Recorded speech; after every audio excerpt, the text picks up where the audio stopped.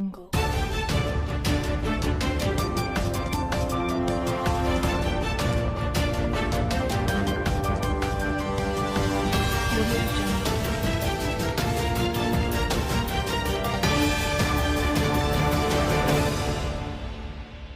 पेटकर यांची ओबीसी बहुजन पार्टीच्या जिल्हा अध्यक्षपदी नियुक्ती.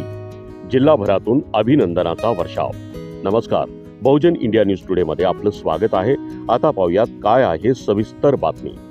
नुकतीच अमरावती येथील सावता सभागृह येथे ओबीसी बहुजन पार्टीची सभा संपन्न झाली.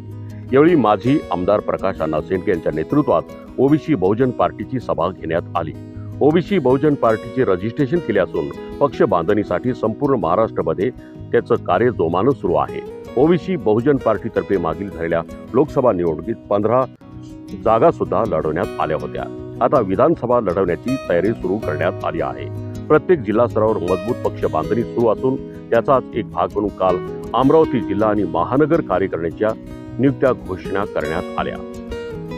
यावेळी ओबीसी बहुजन पार्टीचे राष्ट्रीय अध्यक्ष गोरे यांनी अमरावती जिल्ह्यात दांडगा संपर्क असणारे प्रवीण पेटकर यांची अमरावती जिल्हा अध्यक्षपदी नियुक्ती करण्यात आली. ओबीसी बहुजन पार्टीची नियुक्ती होताच प्रवीण पेटकर यांनी सांगितले की ओबीसीच्या न्याय हक्कासाठी मी सदैव तत्पर राहीन अशी ग्वाही उपस्थितांना प्रवीण पेटकर यांनी दिली.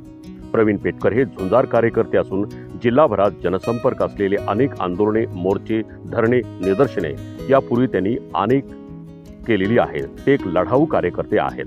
प्रवीण पेटकर यांच्या पाठीशी चांगलाच राजकीय अनुभव असून ते आता येणाऱ्या विधानसभा निवडणुकीत लक्ष ठेवून आहेत.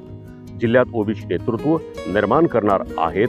त्यांच्या सामाजिक व राजकीय अनुभव फार दांडगा आहे. आता ते कोणत्या विधानसभेत कोणते उमेदवार उभे करतात व कोणाचे गणित बिघडवतात की निवडून येतात याकडे जिल्ह्यातील राजकारणी मंडळीचे आता लक्ष लागलेले आहे.